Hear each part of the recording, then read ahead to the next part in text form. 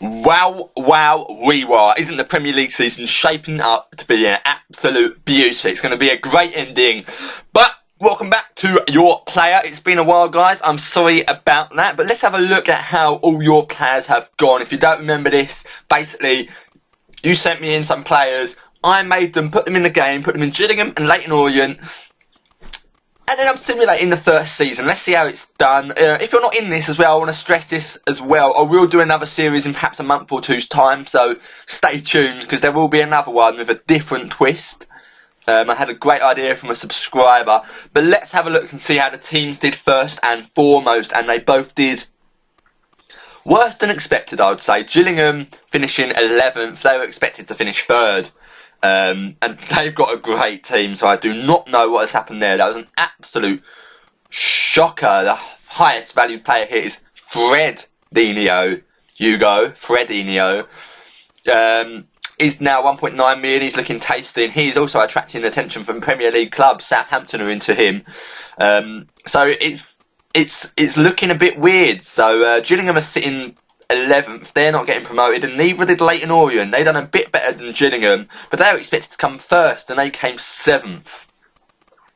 An absolute shocker, in all honesty. No players really worth a lot, which is very strange. 7th place, disappointing. I'll go through the players individually in a minute. Both teams got new managers, and then the interesting one is Gillingham are now managed by Peter Schmeichel. And that must be very, very good news to Matthias Monk, who probably, I'm not too sure, idolises Peter Schmeichel. This Danish goalkeeper is being managed by arguably the best Danish goalkeeper of all time. Comment if I'm wrong there. I don't know if there's been many better Danish keepers. I don't know too many Danish keepers, but I'm pretty sure Peter Schmeichel is one of the best keepers of all time, and he must have been Danish, the best Danish keeper of all time. But let me know if I'm wrong there. So that's good for Matthias Monk. So yeah, again, next season they'll both be in the League One. Let's have a look at the players individually. I probably won't be able to go through every player. I'm sorry about that, but I'll try and show you everything. You can pause and have a look at your overall average ratings if you want. Hopefully you'll be able to see. But the highest average rating was Noel Gallagher. He's the 21-year-old keeper. He's developed a bit. I think it's hard to tell. He played 9 games, only conceded 7 and 4 clean sheets. So he's really put in a punch to try and get that first team spot. But then Matthias Monk has as well, playing 6 games and 2 clean sheets, only conceding 5. So there's a lot of competition for in goal at Gillingham between Matthias Monk, Noel Gallagher, and this guy, Sam Johnston, who came in on loan. So a lot of competition there, but Sam Johnston probably will leave at the end of next season, and there's going to be a big battle there, a big battle for that first team place. Looking at the goals, average rating, so the 2 goalkeepers from Gillingham done well there. Kelvin Paris, the best player who played consistently. Bit of surprise really, I'm sure this guy's developed. Look at him, he looks like a beast now. Great technical attributes, great mental attributes. He's a beast, he's a very, very consistent player. He scored a goal from left back, which is always good. 4 assists, 4 player of the matches. He got a red card, but a very nice performance anyhow. Drew Hellon as well. I think we always expected this boy to do well. 4 goals, 13 assists. Very good for a team that finished 11th. Drew Hellon, I just showed you him. And Fredinho Hugo, 9 caps already. I've already showed you that boy. And let's have a look at international. Let's look at assists, actually. Yeah, we've seen this already. Aaron Smith at 13 goals. He's been the old dog, hasn't he? But he's going to start decreasing. He started off very well for Gillingham. 10 goals already. He's going to start decreasing. He's going to start going down. But no one's left their clubs. Everyone's still at Gillingham or Leyton Orient. But let's have a look at the international caps. Fredinho Hugo already getting 9 for Paraguay. That's massive. Paraguay are they are a decent side, so we might be seeing Fredinho Hugo at the World Cup, and I think we most probably will. So that'll be interesting to see.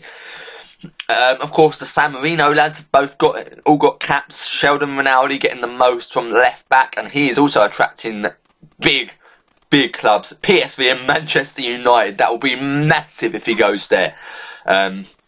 It'll be interesting to see though. It's going to become a sort of difficult situation. Do your players stay at their current club, Gillingham or Leyton Orient, get a lot of game time, but perhaps not get the best training, or do they go to clubs like Man United, really develop a reputation but not get much game time? It is a dilemma. It's going to be interesting to see how many players stay at these two clubs next season. I know there's a lot of interest going around. Kelvin Paris getting a cap for two caps for Scotland as well, which is amazing because Scotland are a very, very strong team. The Malawians and the San Marinians, does that make sense? Also getting caps, but I think that's a given. Emil Meski as well, not getting one, which is a bit of a surprise because he looks like a very, very tasty player. And he's not even playing much, which is a bit of a shame. I want to try and go through these players as quickly as possible now. Look at the attributes. There's Fredinho Hugo, bend over here, looking like a very good player.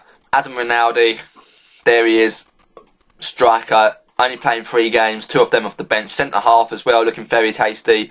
Getting injuries though, his value's still quite low. Kelvin Paris, I showed you that boy. Biggs Obi Akpara, actually played quite a lot for Gillingham. He's got 28 attributes, so he's probably going to develop very nicely over the coming seasons. He's a player who should definitely stay at these lower clubs. Aaron Smith, I showed you that boy, had a very good season. Oliver Parr, he's someone that's attracting big interest. 5 goals from defensive midfield. A very good player. Fulham are after him. Probably a good move for him. I reckon he might get a few games at Fulham. Sorry if I've missed some of these out as well. I'm going quite quickly. Andrew Martin, 39 games, 4 goals from right back. That is huge. That is absolutely huge. Very good, nice season for him. Low average rating though, but you know, what can you do? Matthias Monk, I showed you him already. Joe Mosson, the Mosson brothers, how did they do? 36 games and 5 goals for Joe Mosson. Liam Mosson didn't play as much, unfortunately. He had a pretty shady season. Going off the radar a bit there. Dan Slack from central midfield had a decent season. 41 goals, 41 appearances, 4 goals, 4 assists.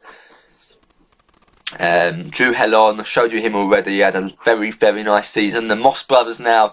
Robert Moss. Decent amount of games considering his tender age, and Philip Moss, defensive midfielder. He was solid. He looks like he was a consistent player. Nothing special though this season. Bradley Paris, the centre back, looking very good, but a low average rating again. But I think the team just underperformed. Robin Knopp, he got a good couple of games being a youngster. Probably, I don't know. He's going to need to get a few more games if he wants to develop nicely. Jimmy Fredericks got a decent amount of games, 8 games for a 15-year-old, 7 of them are off the bench though. Not bad, 100% shot on target ratio, 72% passing ratio is the only thing you can really judge considering he's been off the bench all the times. Evan Ife, a player that I thought was really, really good when I played with him. 5 games, probably not good enough really, something's got to change with him, maybe a move. Technical attributes are really not that good at the moment. They really need to develop, but those physical, those creative, and that pace, he's a good player. I want to see him more, but he's injured. Hopefully he hasn't had too many injuries over the season. And Tyler Sampson had absolutely a poor season considering I think he was one of the best players. 3 starts, 6 off the bench. Definitely has to leave. He has to leave Leyton Orient, or hope things change. Hope some of the big players leave because he needs game time. So there we go, that was the short list for you. I'm trying to think of anything else I can show you quickly. Contract, anyone got any higher wages? And Andrew Martin is now on 4.6k. Massive, he's a big player now. Yeah, it's going to be interesting. This summer's going to be the most interesting of the summer. Just to see how the players do. Remember, pause if you want to have a look at your players. But it's going to be interesting to see if your players stay at the club or they leave. It's going to be interesting. I don't know what to think. A dilemma. It's going to be interesting. I think a lot of players will probably leave, go to bigger clubs, maybe go abroad, maybe go out on loan. It's going to be interesting to see how many stay at Gillingham and Leyton Orient, because if they're going to stay at Gillingham and Leyton Orient, they have to get promoted next season. That's it for this episode. Next one I'll be back shortly. I'm enjoying this series. Sorry, some series I'm not enjoying as much as others. I'll start trying to upload more regularly. It's something I'm really trying to work on. I'm not going to go on about the details. I will see you later, guys. Bye-bye.